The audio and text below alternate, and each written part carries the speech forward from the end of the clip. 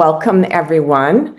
I'm just so excited to be talking to Dr. Hundley about a part of the stress response, the trauma response that really doesn't get enough attention, which is that collapsed hypoarousal freeze response, dissociation, numbness, depersonalization. There's all these kind of different qualities to it and degrees of it.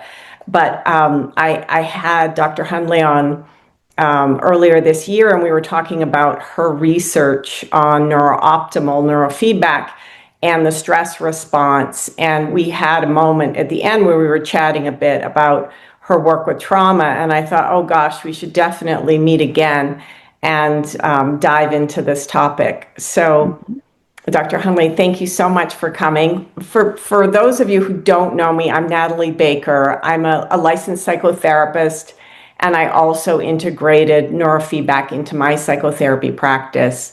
And then I have a neurofeedback rental program.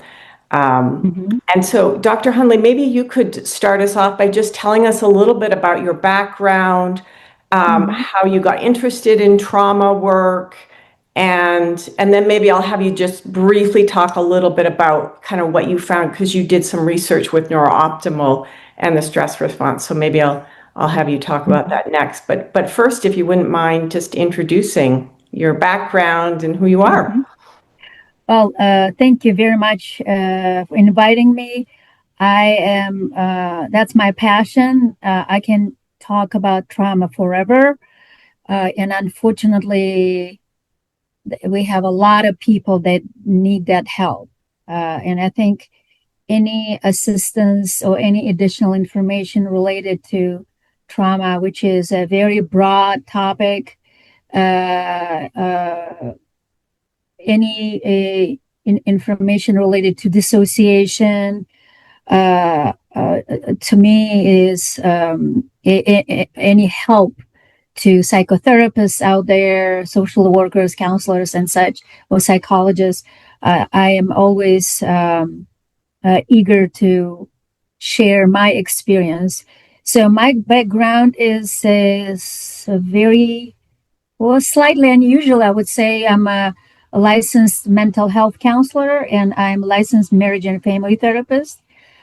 I am, of course, neurofeedback trained, certified, and EMDR certified. And I'm an EMDR consultant, and I'm moving towards becoming an EMDR trainer. And mainly the purpose of that is to train individuals in Soviet Union.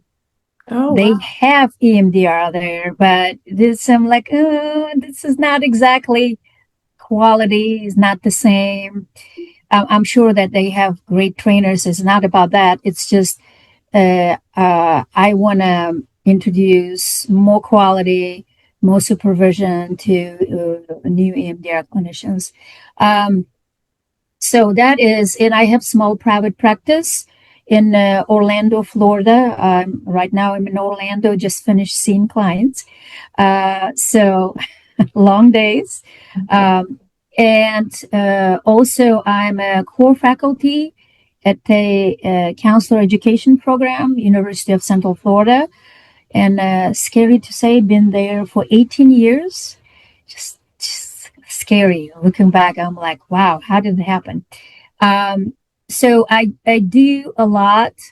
However, I like that. I think that's my personality. I like to hop, or I like to wear different hats. So changing these hats allow me to do different things, and I enjoy that. I have medical background. I'm originally from Uzbekistan, which was part of Soviet Union, and I earned my medical degree, and later on I earned my PhD in psychiatry. So I worked as a psychiatrist for 13 years, and I was extremely unhappy psychiatrist. because I prescribed medications. And I knew that there is something else is there. But at that time, psychotherapy did not exist. Counseling psychotherapy did not exist. Eventually, I got to psychotherapy, but I had to move over the pond, immigrated to the United States. Wow. And that's where I discovered counseling psychotherapy and never looked back. It was like, that's it. This is me. I found it. Some family was encouraging me to go again for psychiatry here, to retake the exams. And I said, you know what? I've done that. I'm like, no interest. And I dove in, got my master's in counseling, got my PhD in counselor education. And here I am. So never looked back. Love it, love it, love it. I just extremely passionate about it. And my interest in trauma started, like, generally speaking, just a little bit background. I'm not the type, like, reflecting on my career. I'm not the type that, like, sit down and plan, I'm going to be this and then I'm going to be this. No, I'm the type that when opportunity comes, I just grab it. So that happened with neurofeedback. Because I was taking hypnosis workshop, and there was a young lady passionately talking about neurofeedback. And I'm like, what is that? And she said, you cannot believe it. Da, da, da, da. She was so passionate. I'm like, is it okay if I come and try it? So she allowed me to try for free, only 15 minutes. I was very skeptical. I didn't believe it. I left. But what happened to me along the way while I was driving after first neurofeedback session, that convinced me that this is the way to go. And I experienced for the first time that I was peaceful. I'm putting my hand on my chest, peacefulness. So I was introduced to peacefulness for the first time maybe in my life. Wow. And I never forgot that. So I just didn't know that peaceful, I didn't know what I was missing. And neurofeedback introduced me to that. And that's it. I put all my savings together and just purchased neurofeedback. So I took the opportunity, and of course it was a risk. I tried on myself and others. I'm like, that's it. I'm going to do that. And never looked back with neurofeedback, because it was something that definitely demonstrated a change. Also, before I came across neurofeedback, I knew that talk therapy, while it can help some people, but it doesn't help everyone. And I knew that I would be looking for something that would be, I have to add something to talk therapy. So neurofeedback was the first thing that I introduced to my practice. I started seeing some results. And of course, I was experiencing on myself. A gentleness of neurofeedback was amazing, and that it's non-invasive, it's not addictive. The shifts in my patients were amazing. I started getting clients with trauma, had clients with the dissociative identity disorder, which at that time I didn't realize that they have that. When they started exhibiting symptoms, I'm like, what is that? Started looking into that. So again, when opportunity came, I just showed my curiosity, and my curiosity is taking me places. Very interesting. So that's how I started using neurofeedback. That is about 18 years ago, if you think about it. Used on myself, used on my neighbors, used on my husband, and which saw some good results and decided to do research studies at the university with collaboration of our doctoral students. And there were two studies you asked about, briefly Yes. describe the studies. So we did two studies. First study was about utilization of neurofeedback with students diagnosed with ADHD. And second study was utilization of neurofeedback with students who were exhibiting anxiety. I think that's, I don't remember exact name, but with anxiety. So those are two studies. And results actually were quite amazing, almost unexpected. We offered 16 neurofeedback sessions in both cases with twice a week. And limitation being in a university environment is that we move from semester to semester. While recruitment was well done and response to this study, both studies was amazing. However, this is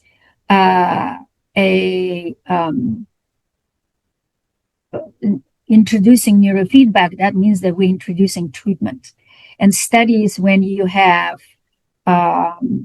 the treatment group, and then you have waitlist group or a non-treatment group, it's hard. There is a retention issues because students start and they stop coming. Sure. So, and then we have only 8 weeks, 16 sessions. So I just wanted to, I think it's important to talk about limitations as well. So we did our best within 8 weeks and 16 sessions, showed a reduction in anxiety, showed reduction in impulsivity among ADHD students. Overall, it showed both studies demonstrated that neurofeedback, the effects of neurofeedback are significant. And I had to pause studies after that because it's just took life out of me.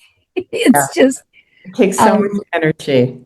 A lot of energy, while I am extremely thankful that NeurOptimal Zingar Institute actually they allowed us to use two systems in this study, and I'm extremely thankful. Wonderful. So free of charge. So that's amazing opportunity. So, and I still use neurofeedback with all my clients. Realizing that most of my clients come in with trauma, and that is my almost like in EMDR we have term called resourcing. So resourcing preparation for EMDR, I start with neurofeedback. Interesting. So which with complex trauma and with DID, we are discouraged to jump into EMDR anyway, because we always take into consideration of capacity of the client to tolerate that activation when that happens during the EMDR, which sometimes quite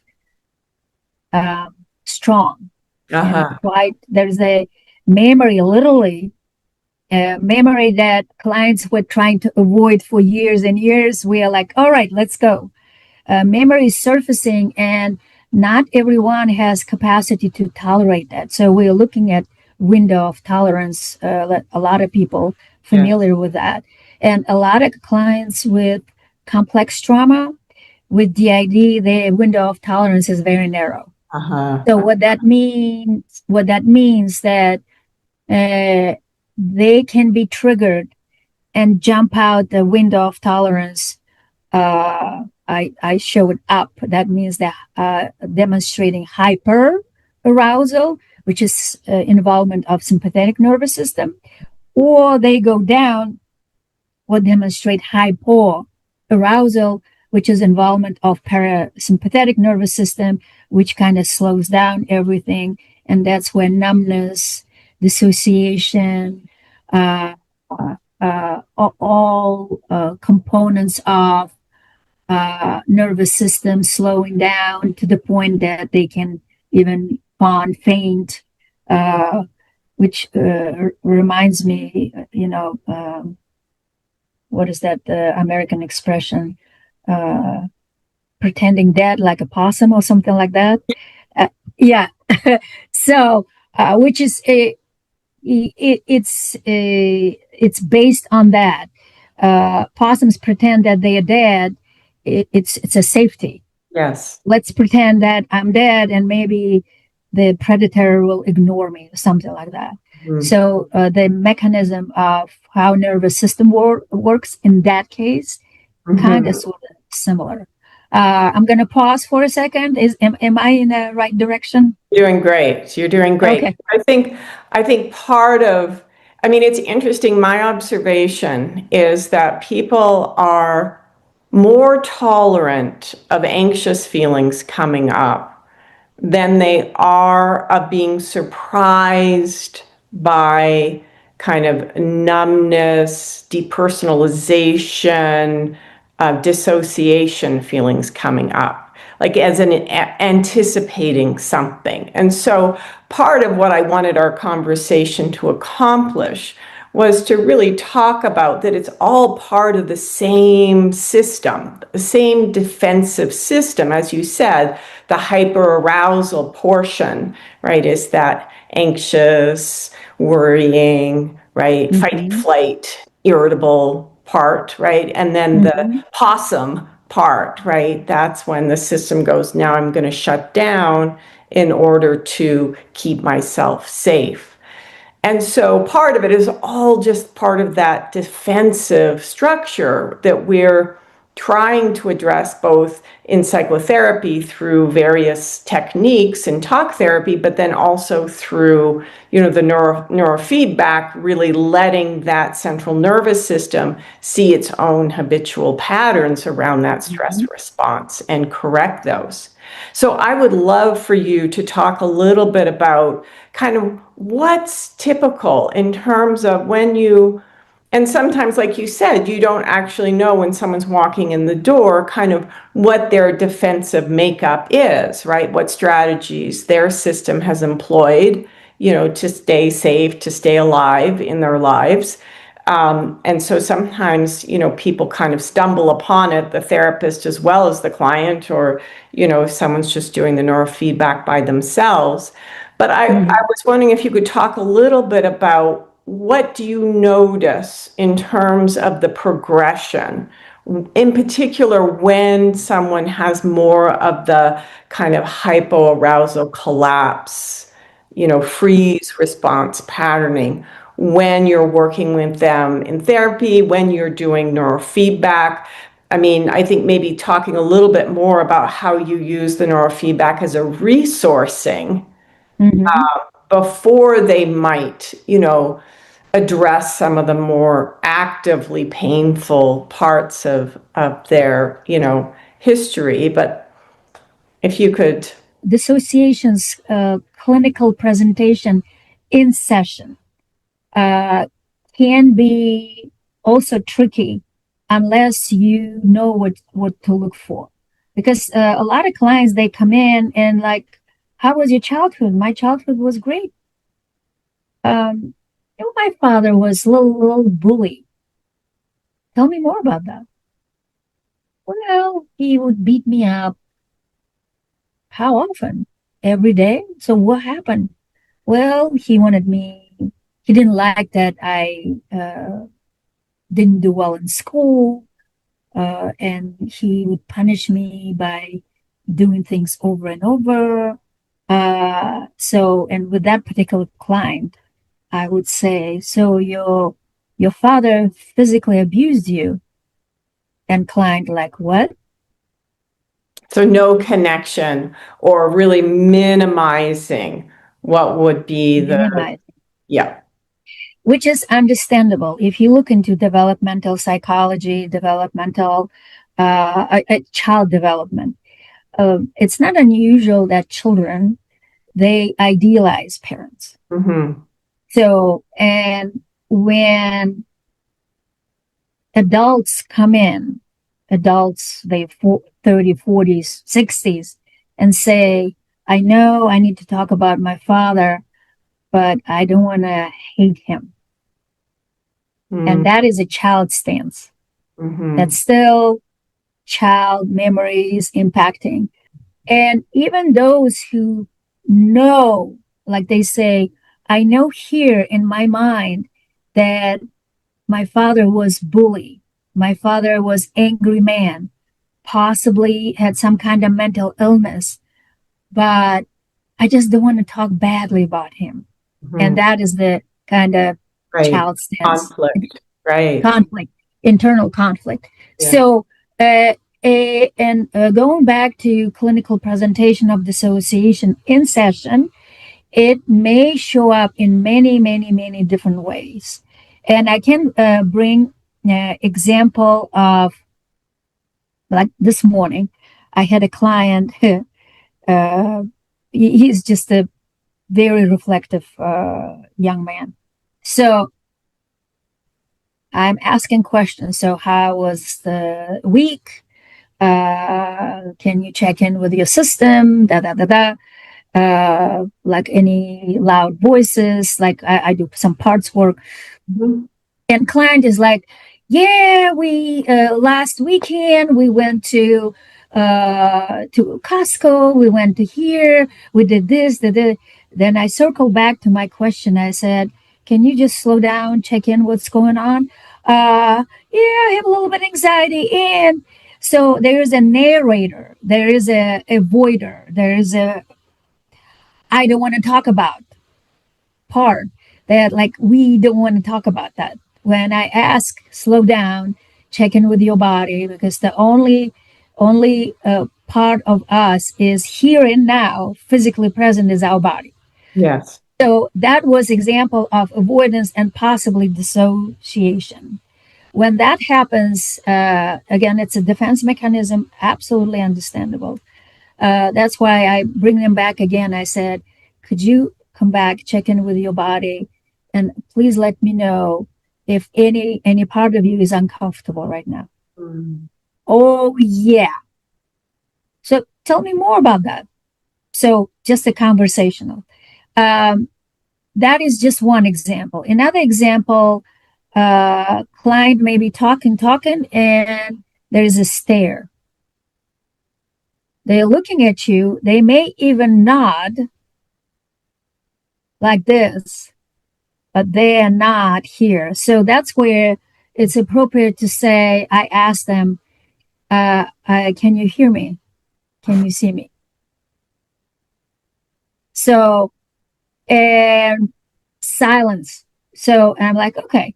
So question, what do you do with that? And those are very simple techniques that you can apply. Firstly, if a therapist is not familiar with that type of clinical presentation, I recommend not to panic, because that's normal part of trauma presentation.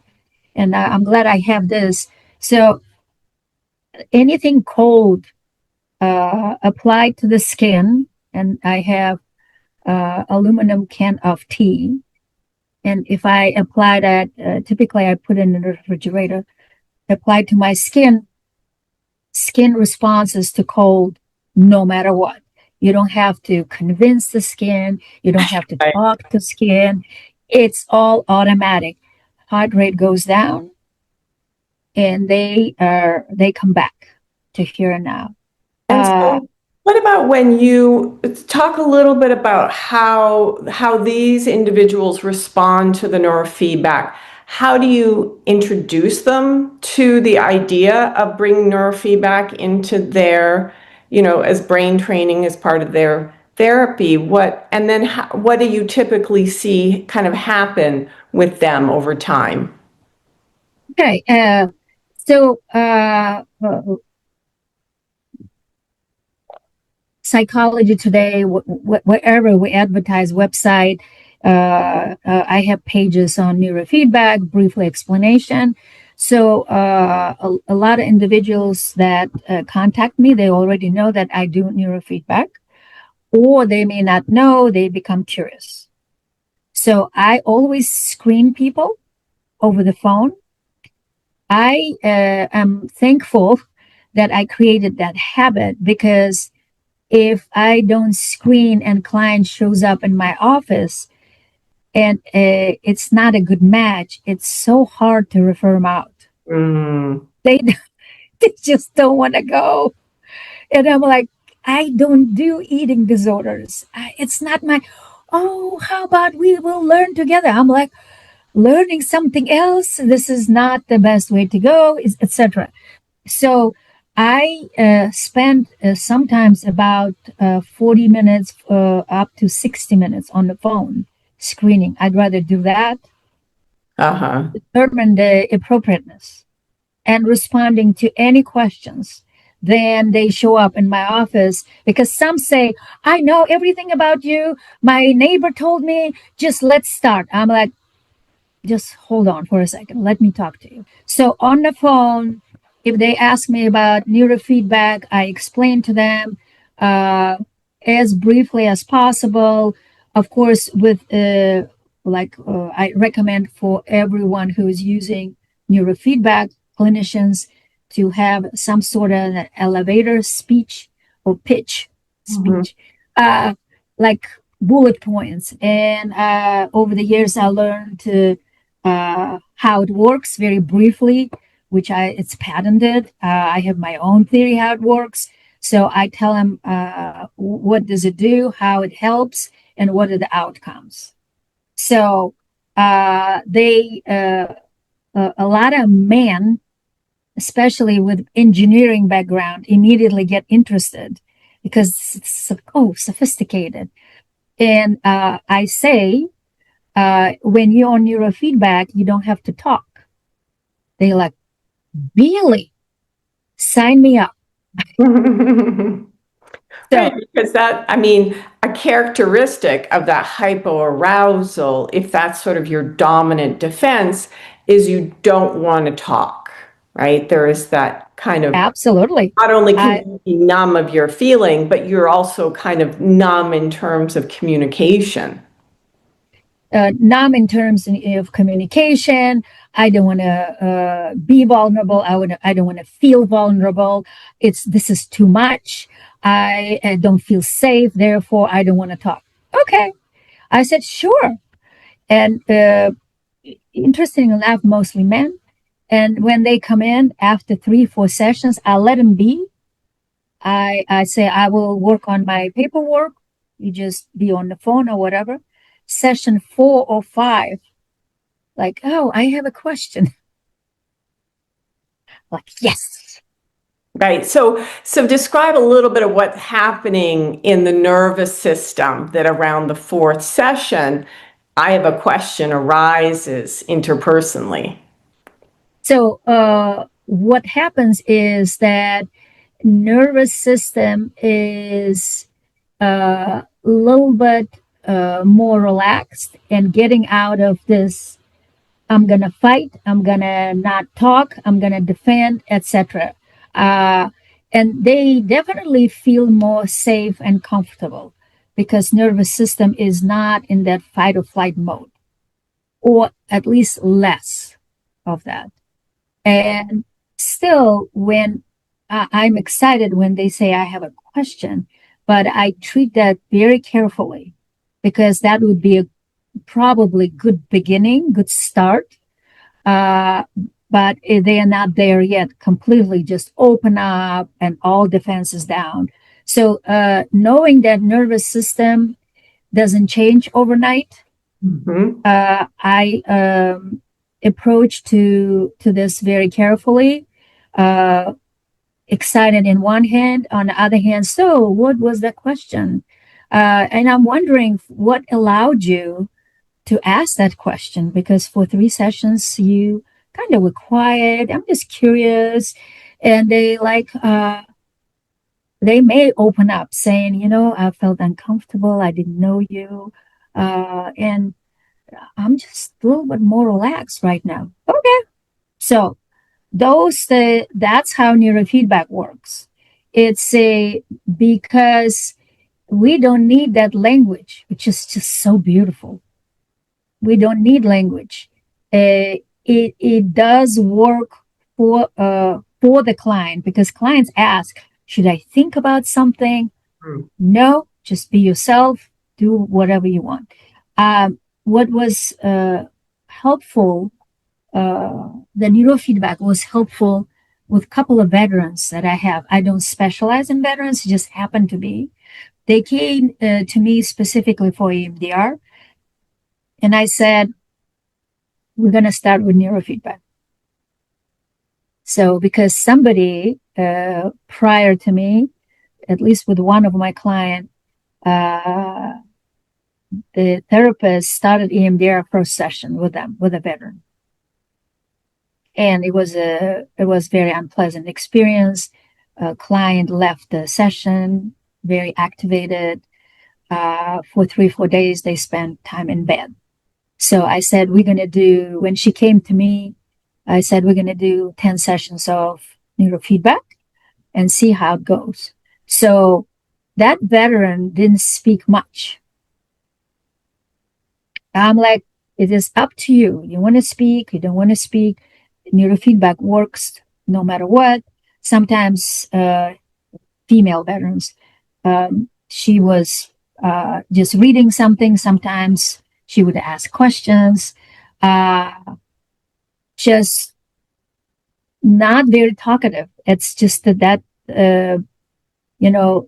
she says, I feel like I'm a very good soldier. I'm just, I do what I was told. And after 10 sessions, I evaluated her. She was ready for EMDR. I started EMDR while she was on neurofeedback. And so for those people who come and they're more defended, maybe the emotions are suppressed, what do you see shifting in them that makes you go, oh, okay, let's add the EMDR, which might stir up some difficult emotions, some challenging memories? I am looking for duration, intensity, and frequency of dissociative clinical presentation. And I asked them when they learn about the numbness, like numbness, it's not nothing. As a matter of fact, when client says, oh, I'm not feeling anything, clarify.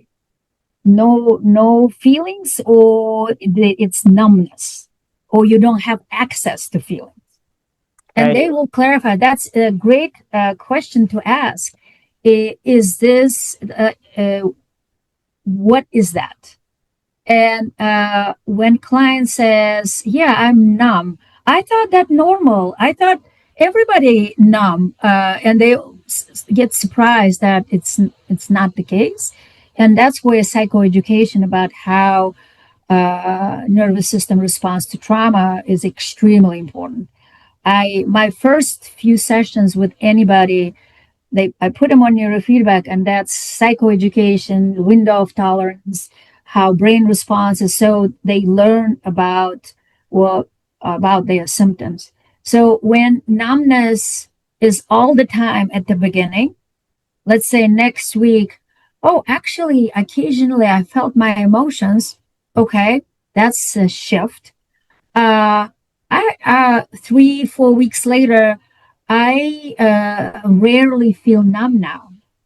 However, I have a lot of emotions. Well, let's talk about how to cope with that, etc. So duration, intensity, uh, and what else did I say? Frequency. Frequency. So I'm looking for that. And when client, at least as any small shift, it's a good sign. Uh-huh. And so one of the things I'm constantly talking to people about is the nonlinear nature of change, especially when it comes to the brain and healing trauma. And we like to think linearly because that we can control, right? It's predictable. So I'm curious, especially when you're dealing with clients who have been numb to their emotions, either just didn't know or they have a belief system, right? It's not good to feel X emotions, Yeah. or I don't want to, it's a bad sign. I'm just curious, how do you talk to your clients about the sort of nonlinear nature of positive change, right? We are heading towards healing, right? That is the goal. That's certainly the brain's goal. And how you also kind of prepare them for, what feelings might come up for them. That is such a great question because I think it's that question belonged to the group of larger group of questions. Clients say, "How many sessions do I need?" You Mm-hmm. know, and I tried everything, and I hate to say, we don't know. It depends, and clients hate that. It gives such the feeling is so the powerlessness and hopelessness, like really how so many years I don't know. So I don't know where I read or I learned a trick. I say, let's go for 10 sessions. And they really, and there is a sparkle in their eyes, just 10 sessions. I said, I'm not saying that 10 session is enough. I'm saying let's go for 10 sessions. We pause, reevaluate, and maybe we'll go for another 10 sessions. That is, in my view, is a genius, whoever created this, but I picked it up. Way to explain to the client that giving a little hope that we'll go for 10 sessions and let's see how it goes. In 99% of cases, by session 10, the client comes to realization, oh, I have a feeling that I need more sessions. Let's do that. You said that. I didn't say that. Empowered. Empowered, more awareness, Mm-hmm. more realization. Oh, I have this memory, I have that memory. And the acceptance come in that, okay, so maybe I need more. And talking about nonlinear nature of healing process is I don't specifically address that, but sometimes clients say, "Oh, I thought I was getting better, but there is a numbness, and I got triggered the other day, and I thought I was getting better and healing. We were closer to healing and such." And my explanation is that's where I talk about that any healing process is not linear. Sometimes there's a pushback, maybe some very hidden defense mechanisms came forward. Well, let's explore that. But I always remind them, up to this point, you reported that your grades are better at school. Before that, you didn't want to find part-time job because it was too much. You found part-time job. you're handling both school and part-time job. You are in the relationships, which before you didn't have that. I constantly point that out because The positive change. positive change. And clients just forget. Yes, don't they? Yes. It's so common when, particularly with clients who are just doing the neurofeedback, our biggest psychoeducation is around please fill out the checklist because we have them rate on a scale of 1 to 10 and fill them out once a month. And almost every single time when people fill out their second checklist and they go back to their first, the first thing they say is, I forgot how bad that was. Yes. Right? It's that adaptive, let's forget the pain and move on. That's so brilliant about the human body, right? Which is completely understandable. That's why utilization of assessments is so important. Some of my colleagues say, oh, I don't do assessments. I kind of gauge. I'm like, really? So just let's take depression, symptoms of depression. I see so many individuals walking around depressed, but by looking at them, you never know that they are depressed. They're wearing that mask and they adjusted to the demands of the society until you do, for example, I love back depression inventory, and it shows 38, which is very high. And I'm like, please use assessments. And if today is 38 and 4 weeks later is 24, that is a huge drop. And it can be great source of conversation. Yes. So what do you think that month ago, 4 weeks ago, it was 38, and now being on neurofeedback, you are 24. What do you think about that? Right. Yes. And where do you see that in your behavior and in your thinking and in your, emotions and getting that self, as you said, that self-awareness, going to recognize, oh yeah, that is different now. Yeah. And so I'm looking at the time and I realize we've been, Oh my God. I love this, that I was like, oh my goodness, we're already at 5:02. So I'm going to see if anybody has any questions they want to put in the chat. Just, we have just another 5 minutes. Do you have, and maybe I'll ask this, do you have any for people who just like, when they find themselves kind of dipping down into that numbness or kind of spacing out? I know you did that great technique of like experience cold, right? As a way to ground the body, regulate the nervous system. Anything else that you can offer in terms of just like quick tips? Quick tips. Okay. So let me grab one more thing that I usually use. Give me a second. In my office. Okay. So several tips, and that is all physiological. So the cold, anything cold, but aluminum can of soda or tea, something about that coldness is colder. We have Vicks. Oh, that's a great resource. Remember that. So, right. Yes.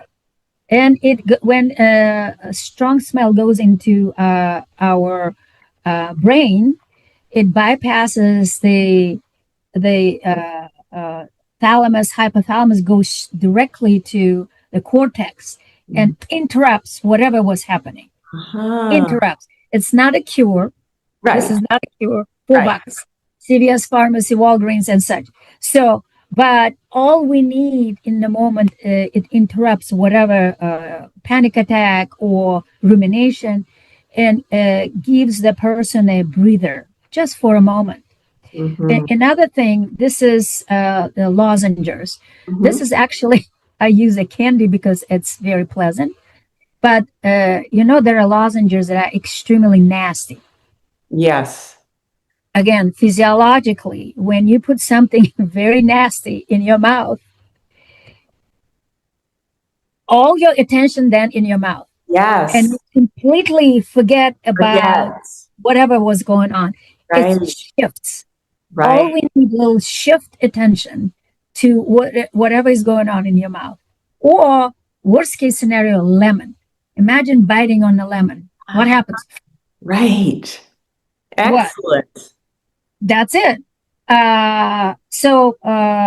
Lemon, Vicks, lozenges, asking the client to stand up and just move around. And I become silly. I say, well, yes, listen, I've been sitting in the chair. Let's move around, moving around, lifting legs, arms, helpful. Turning on the music, making sure that they like that music. Uh-huh. Something clicks. I need to look it up why music brings them back. All we need to bring them back here and now, because they're outside somewhere.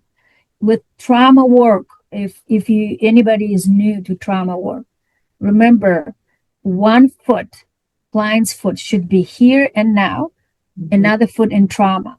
If they're both feet in trauma, they are dissociating, but they are hyper-aroused. Right. So then any trauma work stops. Right. Yeah. To help them come back. If you know that your client can sing, ask them to sing. Singing. I cannot sing, so I'm not even attempting. But my husband says that I cannot even hum. That's so sad. But anyway, so I ask clients to sing. They start singing, and that brings them back. Those are the few techniques. That's great. That's you great. Can use, and it's a toolbox. When you give this toolbox to your clients, that when they're outside of therapy, Yes. they can use it at home, and such a powerful thing for them. They say, okay, so I know what to do. Yes. Wonderful. Well, thank you. Those are all very, accessible ways, right, to just, interrupt that strong habitual pattern so the person has a gap. And in that gap, maybe they can make a different choice and ground themselves and find themselves again, a resource. So wonderful. Yeah. Well, thank you very much for. You're welcome. After Natalie, a long day of seeing clients that you're that's all right. to have this conversation. I love this topic. So if you want to invite me again, I'll be glad. Okay, well, I already have follow-up questions, so you may very well see that email from me in the not too distant future. And thank you, everybody who joined.